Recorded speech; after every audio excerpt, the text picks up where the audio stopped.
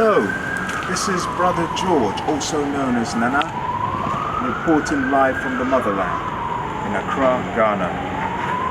And I'm here outside the premises of Africa Global Radio with Victor, the editor here.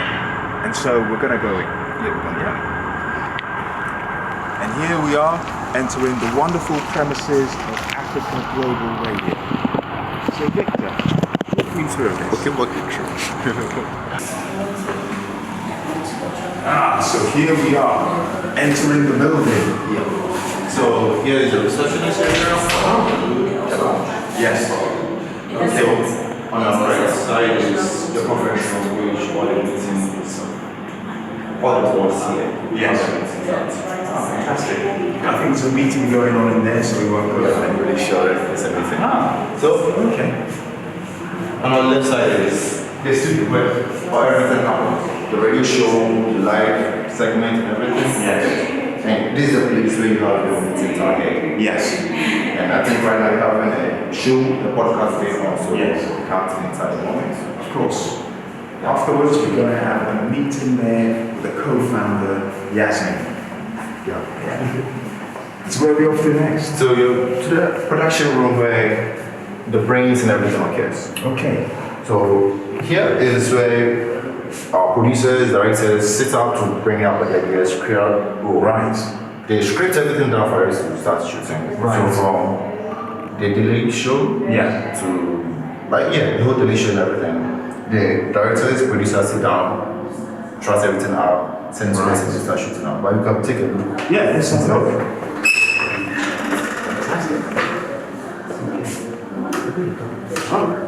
There's a meeting in progress here, guys. Okay, so this is the production room. Aha. The idea room also. They have the Idea room. creative room. Yeah. Where the plans for the shows occurs.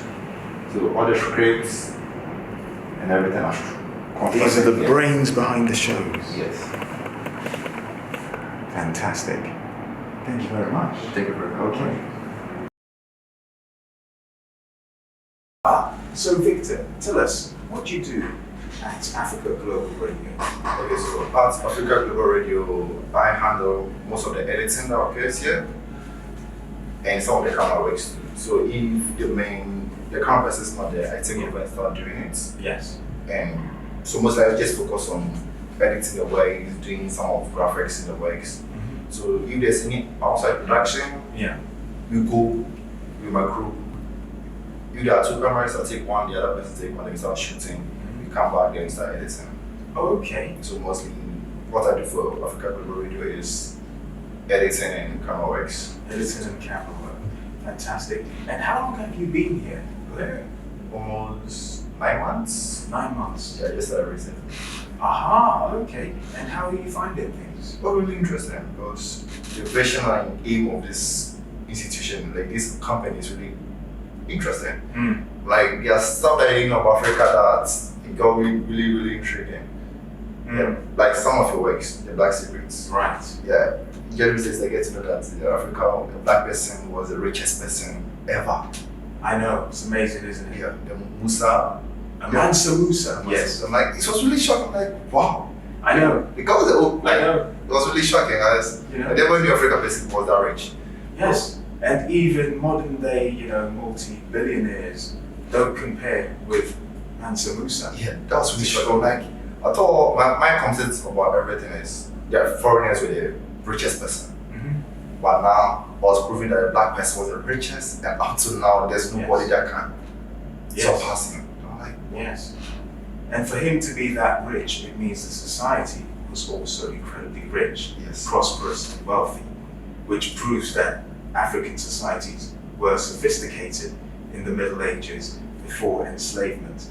Can I ask you as well, in terms of like, you've got your hands in many pies, you're doing many different things, what's your favorite discipline? In terms of like the work that you do, camera work, editing, lighting? Mostly I love the editing rather. Okay. But as an editor, you need to pick up certain skill sets. And with camera, gives me the visual, which also helps me in my editing. Yes. So if I get right camera shots, right cutaways, right angle, my editing is going to be easier. Mm-hmm. So that's why I also learned the camera to help me make my work easier also. Okay, fantastic. Thank you very much, Victor. Thank you very much for you also. Appreciate it.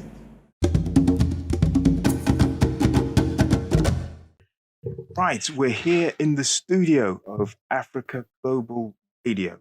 Welcome. Got the crew in the background, and we've got Yasmin, the co-founder here. You're very thank welcome. you very much for introducing me and taking me around. Just wanted to ask a few questions for our viewers. So could you tell us a little bit about Africa Global? Yes. Okay. Well, Africa Global Radio was founded just over 3 years ago. This year is actually 3 years of broadcasting. Okay. And we like to go by that date. Right. So 2020, the 6th of March, which is Ghana's Day of Independence. So it was very, intentional. Right. Actually starting on that day. Yes. And, Africa Global Radio was set up as a response to, despite, our time really responding to still very much negative narratives on Africa. Yeah. And for us, it's really important. We know there are challenges, but of course, the depiction of Africa, not just in the global north, but within Africa, is very disturbing. And even though things are better, we still haven't gone far enough. And so Africa Global Radio was set up to, be a global communications platform so we could have more African voices telling Africa's story. We believe that there's a need for more African voices telling Africa's story. And fundamentally, we need to push our positive stories out to the youth that would, in a minute, leave the continent, risk their lives on the high seas or across the desert because they feel that there's nothing here that is of value, or that there's, Africa has nothing to offer them. And, Yes. The brilliance, the progress, the perseverance, African excellence that is relatable, we think can change mindsets. Absolutely. And that's our driving force. Okay, fantastic. So I do love your ethos of being positive. Can you give us any examples of the kinds of stories that you broadcast here? Yeah, so we have Africa Global Radio, right? Our flagship, we have Africa Daily. Yes. That's our flagship program, and that's a magazine program. So immediately, let's just go by the way the program is set up. We have it has a variety of segments. Good news. That's a dedicated segment on good news happening across Africa, but often doesn't get to be headline news. Okay.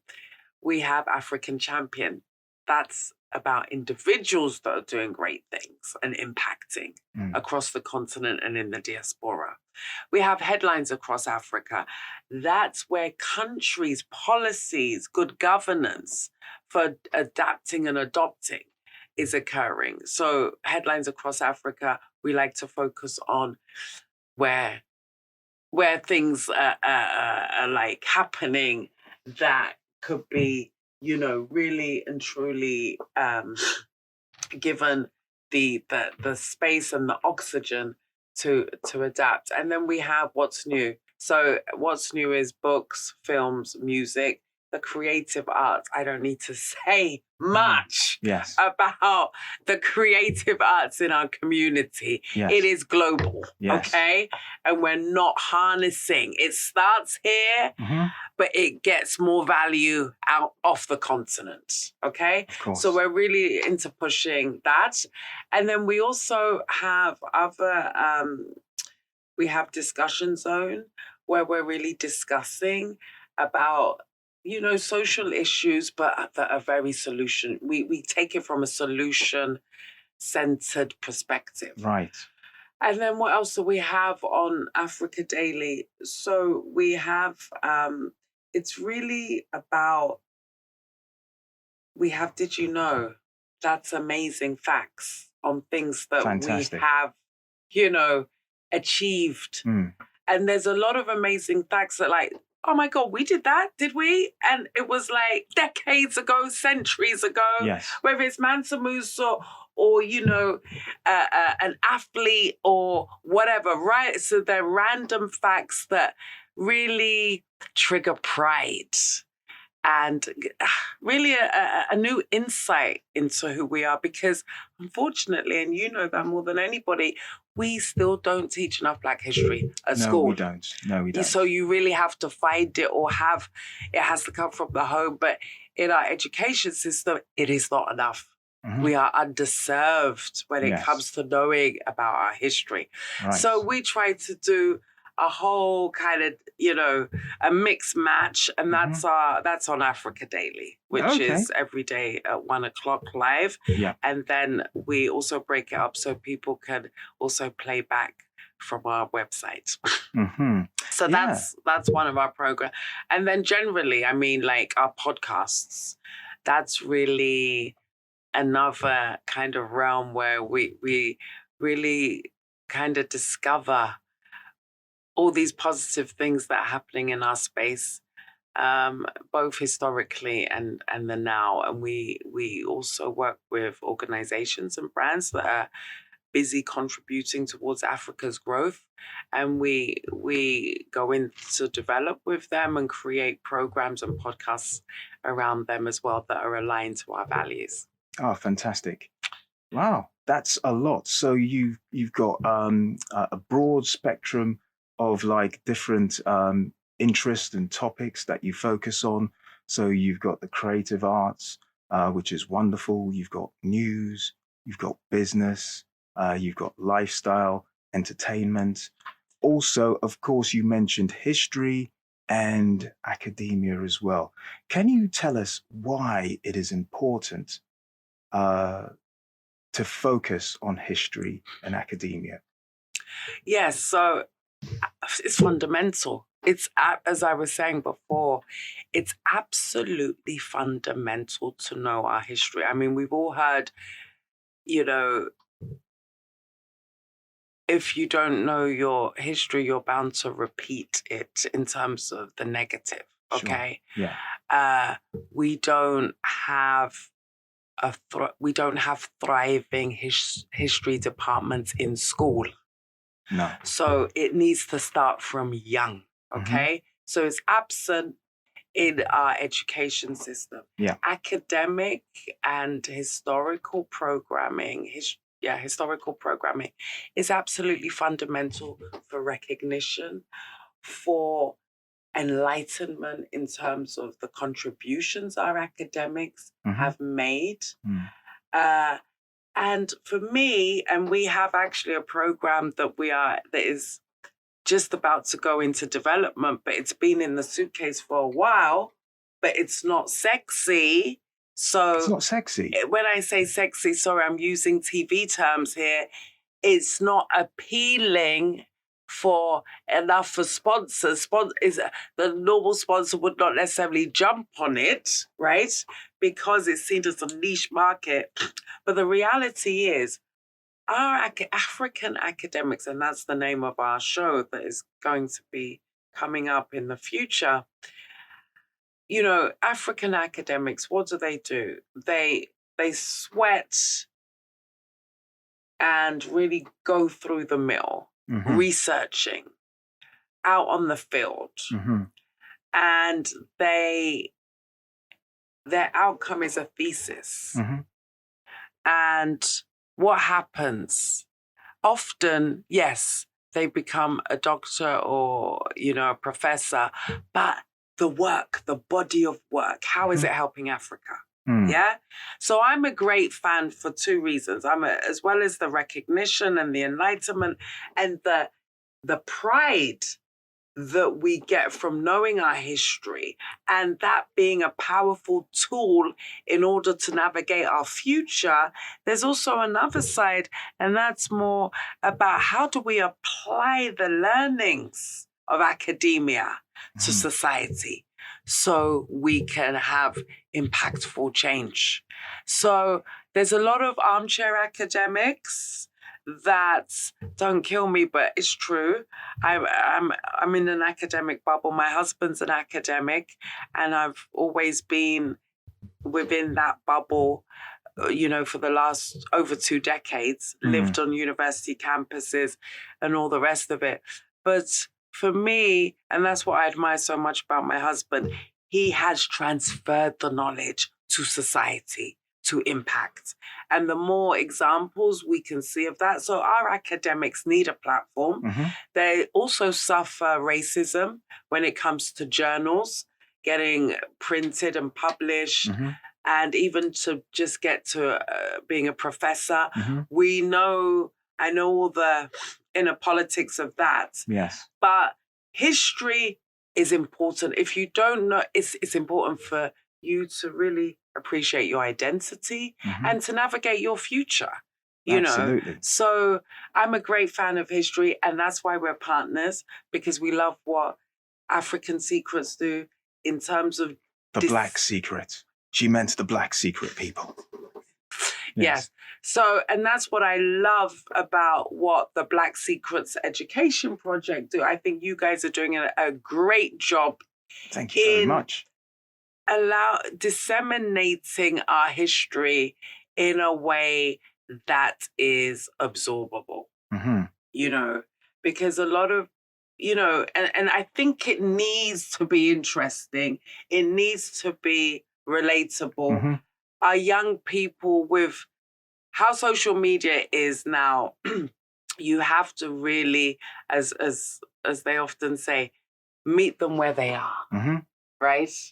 So we need to be able to teach history. So just as somebody is browsing or moving from short to short, and the person's either twerking or singing or comedy, whatever your entertainment is, we also need to make history, create history in a way that has our young people coming back for more, So, and we are also engaged in partnerships and trying to also do that. So it's appealing for young people because they're our future and they need to know really in order for us to kind of change our future. I see. You shared a lot there. I think you're very right. Academia is important. And may I just say, I think the idea for the new show is very sexy.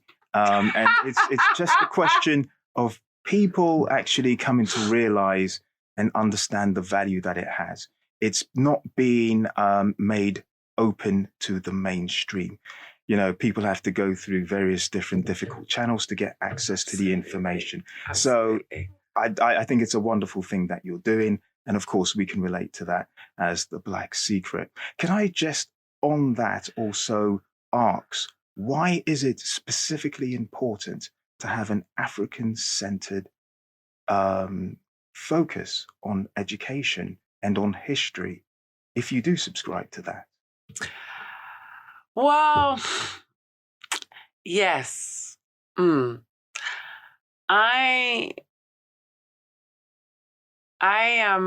have mixed feelings on that. Yeah. When you say African-centered, I really think it's about having certain fundamentals in place. Okay. Right?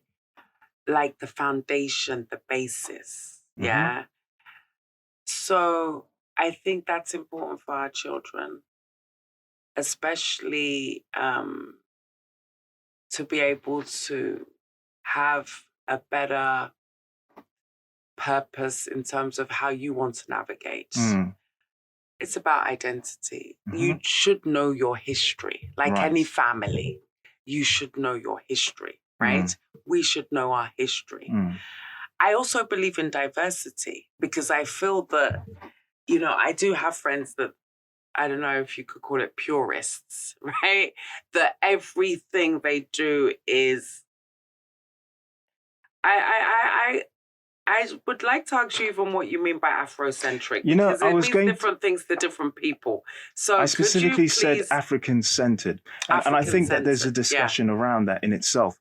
And my way of looking at it or using that term is really to say the alternative to the Western framing of African history, which is very limited, very shallow. Either it tries to avoid it, or when it deals with it, it's not in a detailed fashion, or it's not actually in context. I believe in contextualizing things and putting things in a proper framework in which people can absorb it. So I suppose I'm really, when I say African-centered, in a fashion which is more digestible for people of African origins compared to what we get in the mainstream in Western academia and how it presents it. Yes, and another person would say simply objective, There you go. There you go. We should be given an objectivity, which is something that academics are meant to love, but fail to if we see our books and our history and how how we've been depicted and how things are left out, and even the size of the map, till today. There are so many. That's a really good example. Yes. The maps that were given to, African students in the 1950s and 60s. If you see them, Africa, it's not even the standard map which is used. It was reduced. It was even half the size of that because they wanted Africans to be conditioned to think of themselves as smaller than Europeans and everyone else. Absolutely. And they did that visually. Yes. Absolutely. And it came out in textbooks. So that's the kind of thing that we're talking about. Exactly. It's systematic. Systematic. So when we say African-centered, really, actually, we're just talking about truth and objectivity, but because it's lacking, we have to now say it's African-centered. Yes. And it's almost like that's a bias too. But really, it's truth. That's what I'm a fan of. Truth. Yes. Objective truth. Yes. So that's where I stand. I think we need to be given a diet in the first place, because we're very malnourished when it comes to our historical knowledge. And that's intentional. And it's absolutely disgraceful on the continent because we are now meant to be in charge of our own affairs, right? It's meant to be our education system, but is it really, right? But that's a whole big topic. So when you say, am I in favor of African-centered learning or environments, I'm in favor of truth. I'm in favor of objectivity. I see African-centered focus as just being a more honest and more detailed and more comprehensive representation of African history specifically, which you don't get in the mainstream. Yeah. And that's we have to label it different from the mainstream because one person's truth is another person's misrepresentation. So it's just about making the separation obvious, as it were. But most African-centered historians actually are just interested in presenting Africa in a true light. Yes. In a true light. Yeah. And I'm very much in favor of that. Of course I am. And we try to do it here. Like I said, here at Africa Global Radio through our programming. And Did You Know especially tackles that, in bite-sized chunks. Excuse me. So our youth can really appreciate our history and not just think it was slavery. Mm-hmm. And that's where it stopped and ended. And, Yes. now it's economic slavery, So it's really important for me personally. It was really important for that to be the driving factor, to be able to invoke a sense of pride and value and foresight. Yes. How to knowing what our past is like. Okay, fantastic. Well, we're definitely on board with that. So, as we come to a close, can I just ask you, could you tell us in brief a little bit more about the services that you offer here at Africa Global Radio? Yes. So, radio is in our name. So, Africa Global Radio is a global communications platform. So, we have our online radio, and then we have our Africa Global Productions. So we're also a production house. Right. So we are a podcast studio. Mm-hmm.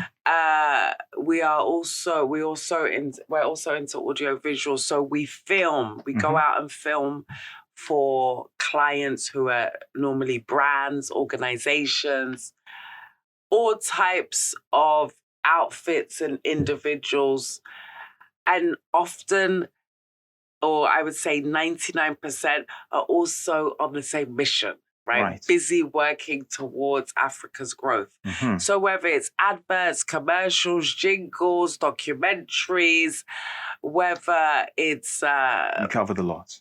Social media, content creation, we do it all. Fantastic. And so we have a team of fantastic technicians, audio-visual technicians. Some of whom you've met earlier. Some of you are on the right of me. Absolutely. Behind the scenes. Yes. And they're a young, hungry force, I would say. And I believe so. Oh yeah, and it's great because I keep telling them I'm double your age, guys. I could be your mother. Age is only a number. Yeah, but they keep me young. I know, but they keep me young because they are young and they believe in the mission and they're committed, and they are our future leaders. It's not just in media. It's the same in education because I'm linked to that too. And it's great to work with young people who are really going to be the drivers of our future. And I try to give them that space early. Yes. So they can really lead and not think, we have this thing here where it's like, just watch. Just watch and observe. Yes. And wait till your time. Oh. And I think it's increasingly changing where young people are given the chance to also lead and get the confidence to suddenly not be the passive one, but to be the actor. And even for our older generations, you learn through experience, to be the don't you? Yes. So, these guys are going to be a power force in the next 5 to 10 years for sure. Yes.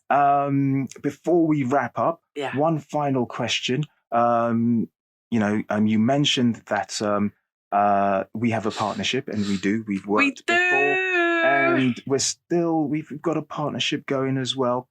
Can I ask you, what are your thoughts of The Black Secret, and how do you feel about what we do?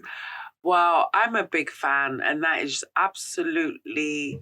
I was so excited. I mean, it was just a coincidence. It was a pure...